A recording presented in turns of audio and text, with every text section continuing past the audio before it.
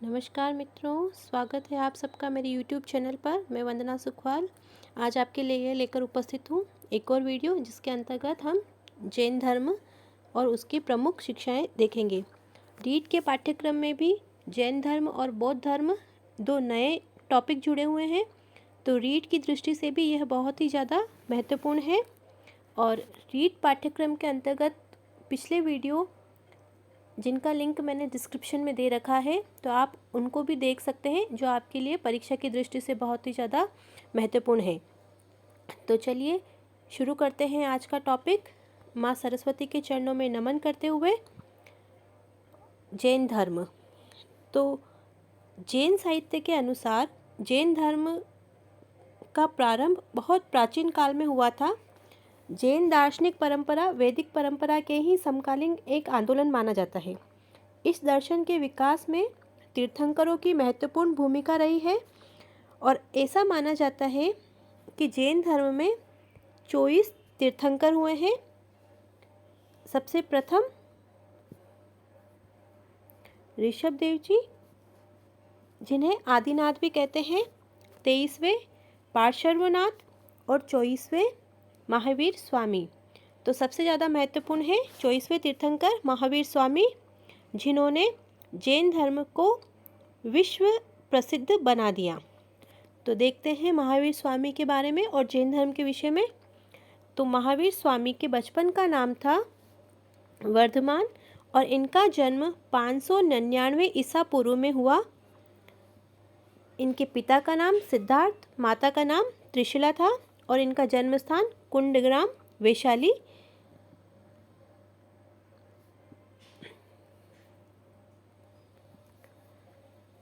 ठीक है, तो देखिए, बचपन का नाम वर्धमान, जन्म 599 ईसा पूर्व, पिता सिद्धार्थ, माता त्रिशला और जन्म स्थान कुंडग्राम वैशाली। और इनका जो कुल था वो घातृक वंशीय क्षत्रिय कुल था। इस टॉपिक में मैंने वो सारे बिंदु लिए हैं जो बहुत ज़्यादा इम्पोर्टेंट है और जिनसे प्रश्न बनते ही बनते हैं।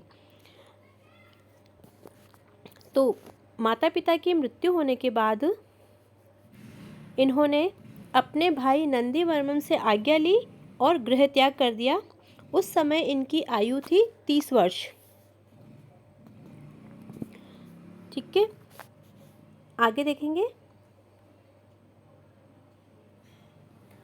नंदीवर्मन से आज्ञा लेकर इन्होंने तपस्या की और बहुत अधिक शारीरिक कष्ट सहे।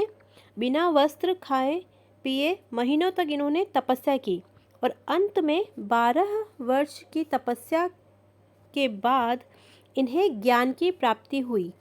तो जैन धर्म के अनुसार ज्ञान प्राप्ति की घटना कहलाती है कैवल्य। महावीर स्वामी को ज्ञान प्राप्त होने की घटना कैवल्य कहलाती है। बौद्ध धर्म में संबोधि और वैदिक धर्म में मोक्ष कहलाता है।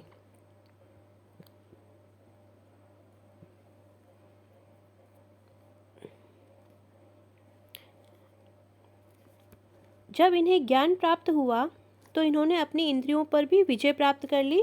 इस कारण से इन्हें जीतने वाला, निर्ग्रंथ, संदेह मुक्त, क्योंकि ज्ञान प्राप्त होने के बाद इनके मन में कोई संदेह नहीं बचा और महावीर के नामों से इनको पुकारा जाने लगा। उसके बाद कैवल्य प्राप्त होने के बाद इन्होंने संसार के में लोगों की भलाई का रास्ता चुना और स्थान स्थान पर भ्रमण कर जनता में अपने ज्ञान का प्रसार किया और उन्हें जीवन का सही मार्ग दिखाया। इन्होंने अपने विचारों का प्रसार मगध, काशी, कौशल आदि राज्यों में किया। इनकी सत्यवाणी से प्रभावित होकर कई लोग इनके अनुयायी बनने लगे और इनकी संख्या काफ़ी बढ़ गई और अंत में अपने विचारों का प्रसार करते हुए 72 वर्ष की आयु में 527 ईसा पूर्व पावापुरी, वर्तमान बिहार में इन्हें निर्वाण की प्राप्ति हुई। उस समय इनकी शिष्यों की संख्या थी 14,000। तो देखिए,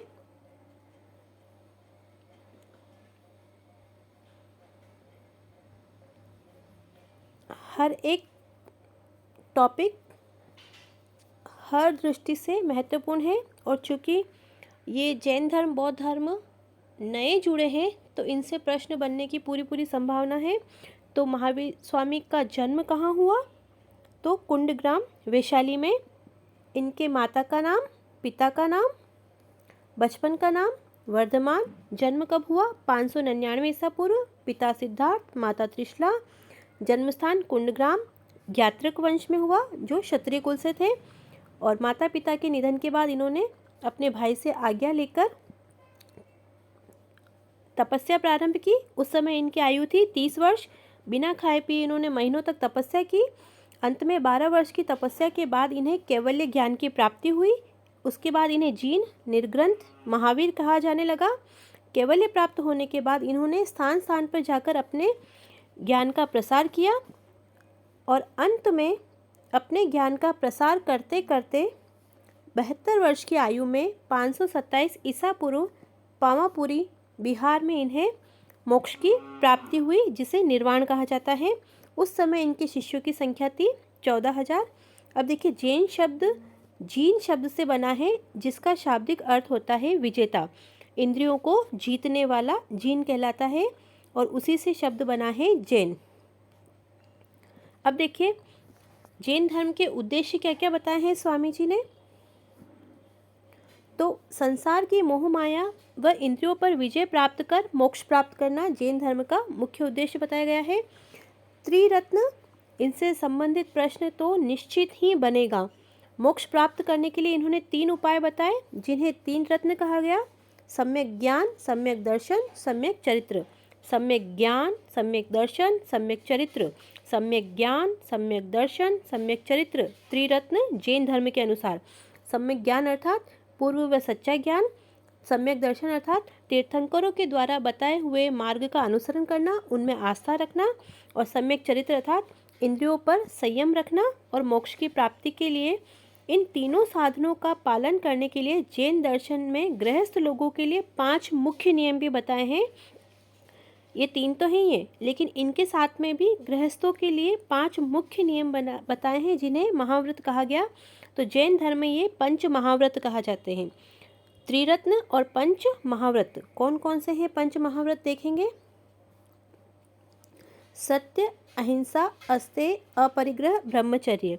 सत्य, अहिंसा, अस्तेय, अपरिग्रह, ब्रह्मचर्य, यही नाम देंगे और इनमें से ही पूछा जाएगा कि अस्तेय का क्या अर्थ है, अपरिग्रह का क्या अर्थ है, जैन धर्म में कितने महाव्रत बताए गए हैं, त्रिरत्न कौन कौन से हैं, निम्न में से त्रिरत्न नहीं हैं। तो ऐसे सवाल वहाँ एग्ज़ाम में हमें कंफ्यूज कर सकते हैं, तो हमें ये याद करने हैं। देखिए, सत्य, अहिंसा, अस्तेय, अपरिग्रह, ब्रह्मचर्य। तो सबसे ज़्यादा महत्वपूर्ण बताया इन्होंने अहिंसा को। मन, कर्म, वचन से हिंसा न करना। सत्य, प्रत्येक स्थिति में सत्य बोलना। अस्तेय, चोरी नहीं करना। अपरिग्रह, संग्रह नहीं करना, अर्थात जितनी आवश्यकता है उतना ही अपने पास रखना और संसार के मायाजाल से इससे व्यक्ति बचकर रहता है। ब्रह्मचर्य, विषय वासनाओं का त्याग कर देना ही ब्रह्मचर्य है। अब देखिए, महावीर स्वामी ने 23वें तीर्थंकर पार्श्वनाथ के 4 उपायों में ब्रह्मचर्य का 5वां उपाय जोड़कर त्रिरत्नों की प्राप्ति का साधन बताया है। 4 उपाय तो पार्श्वनाथ ने बताए थे और 5वां उपाय महावीर स्वामी द्वारा जोड़ा गया और इसका उद्देश्य क्या बताया? त्रिरत्नों की प्राप्ति। तो त्रिरत्न कौन कौन से हैं? सम्यक ज्ञान, सम्यक दर्शन, सम्यक चरित्र। त्रिरत्न सम्यक ज्ञान, सम्यक दर्शन, सम्यक चरित्र। 5 महाव्रत, सत्य, अहिंसा, अस्तेय, अपरिग्रह और ब्रह्मचर्य। यहाँ तक समझ में आ गया होगा, आशा करती हूँ। 2-3 बार देखेगा। अब देखिए, जैन धर्म के सिद्धांत और उन्होंने कौन से मत का प्रचलन किया। तो जैन धर्म में तपस्या और उपवास पर अत्यधिक बल दिया गया है। उनका ऐसा मानना था कि तपस्या करने से और उपवास करने से स्वयं पर नियंत्रण रखने की क्षमता विकसित होती है। तो इन्होंने तपस्या के 2 प्रकार बताए, एक बाह्य, एक आंतरिक। और तपस्या क्यों की जाती है? क्योंकि तपस्या से शरीर व आत्मा की शुद्धि व मोक्ष का मार्ग प्रशस्त होता है। अतः संसार का परित्याग कर कठोर तपस्या द्वारा मोक्ष प्राप्त करना चाहिए।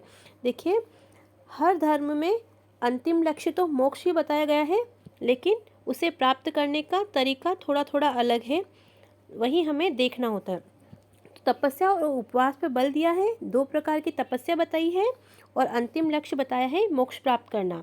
जैन धर्म आत्मा की अमरता में विश्वास करता है और उनका ऐसा मानना है कि आत्मा अजर अमर होती है और जीव ही आत्मा का स्वरूप है।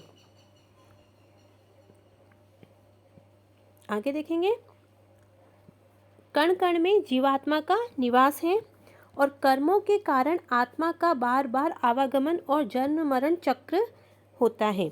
तो आत्मा का आवागमन अर्थात पुनर्जन्म और जन्म मरण चक्र कर्मवाद में विश्वास बताता है कि अगर आत्मा जन्म ले रही है, पुनः पुनः आ रही है संसार में, तो उनका पुनर्जन्म हो रहा है। और पुनर्जन्म किस कारण हो रहा है? अपने कर्मों के कारण। जिस प्रकार व्यक्ति कर्म करता है उसी अनुसार उसे जन्म लेना पड़ता है। इन्होंने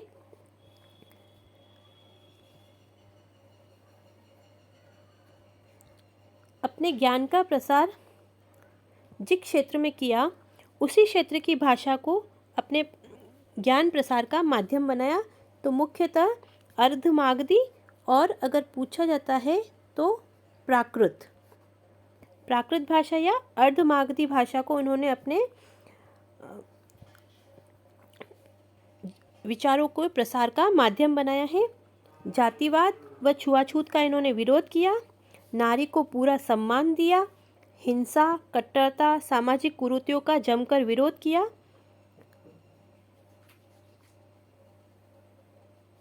देखिए, उसके बाद सारे दुखों का कारण बताया है कर्म। हमारे कर्म ही हमारे दुखों का कारण है। तो अगर दुखों से मुक्ति चाहिए तो क्या? कर्म बंधन से मुक्त हो जाओ। और कर्म बंधन से मुक्त होने का क्या उपाय बताया है? वासनाओं पर विजय। वासनाएं अर्थात अपनी इच्छाएं, अपनी आकांक्षाओं पर विजय। कर्म बंधन व जन्म मरण के चक्र से मुक्ति का उपाय बताया है वासनाओं पर विजय। जैन दर्शन निवृत्ति मूलक है। निवृत्ति यानी किसी प्रकार की वृत्ति में संलग्न नहीं रहना, निवृत्ति। तो निवृत्ति मूलक है, सभी प्रकार की वासनाओं का त्याग कर मोक्ष को प्राप्त करना। सृष्टि की उत्पत्ति इन्होंने बताई है। तो कैसे है? सृष्टि जीव और अजीव से निर्मित है। देखिए, सभी फैक्चुअल चीज़ें हैं। मैंने बहुत ही शॉर्ट्स में ये वीडियो बनाया है, जिसमें बहुत मुख्य बिंदुओं को ही मैंने सम्मिलित किया है। तो ज़्यादातर प्रश्न बनेंगे, जैन धर्म में सृष्टि से तात्पर्य है, तो वहाँ पर जीव अजीव से निर्मित, अजीव से निर्मित, जीव से निर्मित या परमात्मा के द्वारा निर्मित, इस तरह के ऑप्शन देके हमें कंफ्यूज किया जाएगा। तो जो फैक्चुअल चीज़ें हैं उनको तो आपको इसी तरह याद करना होगा। सृष्टि किससे निर्मित बताई है? जीव व अजीव निर्मित। मूल मंत्र इनका है स्यादवाद, अनेकांतवाद, सहिष्णुता व समन्वय पर इन्होंने जोर दिया है। प्रेरणा किससे मिलती है? आत्म कल्याण, स्वयं के कल्याण की ओर प्रवृत्त होने की जैन धर्म हमें प्रेरणा देता है। अर्थात यदि हम अपना कल्याण करेंगे, अपनी वासनाओं पर नियंत्रण रखेंगे, सत्य धर्म का आचरण करेंगे, तो उससे हमारा स्वयं का कल्याण होगा। और सबसे पहले हमें स्वयं का कल्याण करने पर बल देना चाहिए, उसके बाद ही हम समाज को सुंदर बना सकते हैं। तो बहुत ही शिक्षाप्रद नीतियाँ बताई हैं महावीर स्वामी ने, जिनकी आज के समाज में तो बहुत ज़्यादा आवश्यकता है। तो ये था मित्रों हमारा आज का वीडियो। जैन धर्म से संबंधित मुख्य बिंदुओं का संकलन किया है मैंने। आशा करती हूँ आपको वीडियो पसंद आया है। पसंद आया हो तो इसे लाइक कीजिए, शेयर कीजिए और मेरे चैनल को सब्सक्राइब कीजिए। और अन्य महत्वपूर्ण वीडियो देखने के लिए डिस्क्रिप्शन में जो लिंक दिया हुआ है उस पर भी आप एक बार विज़िट ज़रूर कीजिएगा। और हो सके तो रीट परीक्षा से पहले उन्हें एक बार देख कर जाइएगा, जो एग्ज़ाम्स में आने की संभावना है। मैंने उन्हीं मुख्य बिंदुओं पर वीडियोस बनाए हैं। तो वीडियो को पूरा देखने के लिए बहुत बहुत धन्यवाद। जय हिंद, जय भारत।